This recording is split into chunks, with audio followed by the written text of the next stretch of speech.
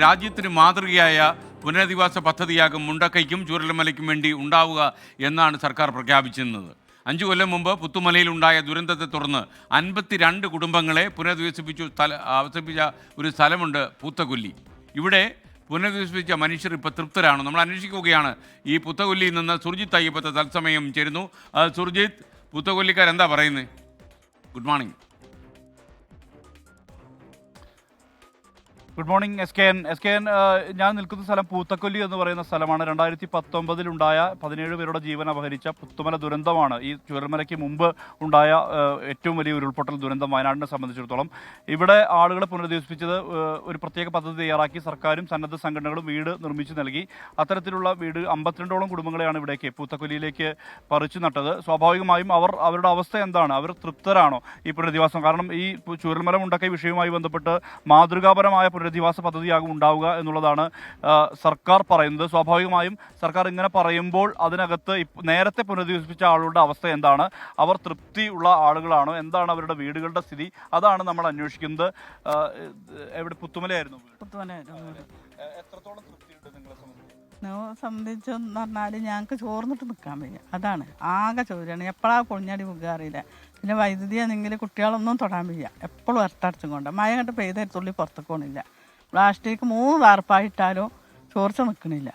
അതാണ് ഞങ്ങളുടെ അവസ്ഥ. അത് ശരിയാക്കി തരണം. സർക്കാർ ശരിയാക്കി തന്നത് അല്ലാതെ അല്ലാതെ ഞങ്ങൾക്ക് ഒരാളെ കൊണ്ട് സാധിക്കൂല. അത് എല്ലാവരും ഒരാളത് രണ്ടാളുടെ അല്ല മൊത്തത്തിൽ ചോദ്യമാണ്. അതാണ് ഞങ്ങളുടെ അവസ്ഥ. ഞങ്ങൾക്ക് തൃപ്തിയല്ല ഇവിടുത്തെ പേര. ഓൾമോസ്റ്റ് അങ്ങനെ തന്നെയാണ്. മഴ പെയ്തു കഴിഞ്ഞാൽ പിന്നെ കൊടചൂടി ഇപ്പം കേരളത്തിലെ പ്രമുഖ ചാനലുകാർ ഇവിടെ വന്നിട്ട് ഒരു ഫ്ലഡിനെ അഫക്റ്റ് ചെയ്ത കുറച്ച് ആൾക്കാർ എന്നിട്ട് കരളുറപ്പുള്ള കേരളം എന്ന് പറഞ്ഞിട്ട് ഒരു പ്രോഗ്രാം ഇവിടെ കണ്ടക്ട് ചെയ്തിട്ടുണ്ടായിരുന്നു.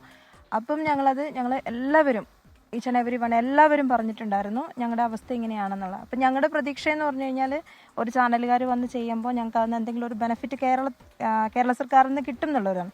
ഞങ്ങളുടെ സ്പോൺസേഴ്സ് എല്ലാവരും നല്ലവരായിരുന്നു. സ്പോൺസേഴ്സ് നല്ലവരായതുകൊണ്ട് ഞങ്ങൾക്കൊരു വീട് കിട്ടി. പക്ഷേ ഇതിൽ നിർമ്മാണത്തിൽ വന്ന പാളിച്ചയാണ് ഞങ്ങൾക്ക് വീട്ടിനകത്തിരിക്കാൻ പറ്റത്തില്ല. അതിന് ഏറ്റവും സിമ്പിളായിട്ട് പറഞ്ഞു കഴിഞ്ഞാൽ മഴ പെയ്താൽ കുടചൂടി വീട്ടിൻ്റെ ഉള്ളിലിരിക്കണം. അതാണ് ഞങ്ങളുടെ അവസ്ഥയാണ്. അത്രയും ബുദ്ധിമുട്ടുണ്ട്. നല്ല ചോർച്ചയാണ്, നല്ല ബുദ്ധിമുട്ടാണ്. ചില ഓഫറുകളൊക്കെ മുന്നോട്ട് വെച്ചിരുന്നല്ലോ ഈ സർക്കാർ. കാരണം ഈ ഹെൽത്ത് സെന്റർ അങ്ങനത്തെ കുറെ സംവിധാനങ്ങൾ ഉണ്ടാക്കാൻ, അംഗൻവാടി, അങ്ങനെ അതൊക്കെ നടന്നിട്ടുണ്ട്. അങ്ങനത്തെ പരിപാടികളൊന്നും നടന്നില്ല. ഇതിലും പ്രധാനമായി പറയാനുള്ള അന്തരം ഒരുപാട് ആളുകളായി ഇപ്പോൾ നേതാക്കന്മാർ ഇവരൊക്കെ വന്നു പോകുന്നു. ഇനിയിപ്പോൾ സ്പോൺസർമാരായിട്ട് ഇത് ചെയ്തു തരില്ല. കാരണം ചോർച്ച മുഴുവൻ വീടുകളും ഈ 49-50 വീടുകളുണ്ട്. 50 വീടുകൾ മുഴുവൻ ചോർച്ചയായിട്ടാണ് ഇപ്പോൾ നടക്കുന്നത്. മഴ പെയ്തപ്പോൾ ഇവർ പറഞ്ഞ പോലെ കുട്ടികൾ പഠിക്കുന്ന ആകെ 2 ബെഡ്റൂമേ ഉള്ളൂ. ഞങ്ങൾക്ക് സ്ഥലമൊക്കെ നല്ല സ്ഥലം തന്നെയാണ് കിട്ടിയത്. സ്പോൺസർമാർ അവിടെ നിന്നൊക്കെ പിരിവെടുത്ത് കാര്യങ്ങൾ ഞങ്ങൾ ഏറ്റെടുത്ത് ഞങ്ങൾ ക്ലിയറാക്കി ചെയ്തു പോയി. ഇനിയിപ്പോൾ ഇതിന് ഉത്തരവാദിത്തമുള്ളത് സർക്കാർ MP, MLA, ജില്ലാ പഞ്ചായത്ത് ഇവരൊക്കെ ഉണ്ടല്ലോ. ഇവരെല്ലാവരും പാടെ കൂടി ഇത് അടിയന്തരമായിട്ട് അടുത്ത മഴക്കാലം വരുന്നതിന് മുന്നേ ഇതുമായി ബന്ധപ്പെട്ട് ഇതിൻ്റെ അത് മാത്രമല്ല എഞ്ചിനീയർ ഇവരൊക്കെ വന്ന് നോക്കി ക്ലിയർ ആക്കി പോയത് നോക്കിയിട്ട് അവരും വരെ ഇത് കംപ്ലൈന്റ് എന്ന് പറഞ്ഞ ആളുകൾ എത്രയും പെട്ടെന്ന് അടിയന്തരമായിട്ട് ഇതുവരെ ഇടപെട്ടും ചെയ്യാന്നുള്ള കാര്യങ്ങൾ. ഇതിനകത്ത് ഇവർക്ക് വല്ലാത്തൊരു നിരാശയുണ്ട്. കാരണം ഇവർ പറഞ്ഞ് എപ്പോഴും അങ്ങനെ മടുത്ത മനുഷ്യരാണ്.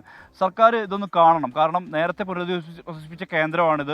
അവിടെ ഉള്ള ആളുകളുടെ അവസ്ഥ ഇതാണ്. അവർ തന്നെ അത് വ്യക്തമാക്കിയതാണ്. എന്തായാലും സർക്കാർ ഇത് കണ്ണു തുറന്ന് കണ്ട് ഇവരുടെ കാര്യങ്ങൾ കൂടി ഒന്ന് പരിഹരിക്കാനുള്ള നടപടി ഈ കൂട്ടത്തിൽ ഉണ്ടാകണമെന്നുള്ള ഒരു അഭ്യർത്ഥനയാണ് ഈ മനുഷ്യർക്കുള്ളത്. ഇവർ പറഞ്ഞ് ഇവരുടെ മുഖത്തൊക്കെ നിരാശയാണ്. ഇവരോടൊക്കെ സംസാരിക്കുമ്പോൾ അത് പ്രകടവുമാണ്. ഇവർ പലരും ആ രോഷം പ്രകടിപ്പിച്ചാണ് ഇവിടെ നിന്ന് പോകുന്നത്. എത്ര വട്ടം പറഞ്ഞു, എത്ര വട്ടം കളക്ടറോട് വിവരങ്ങൾ നൽകിയത്.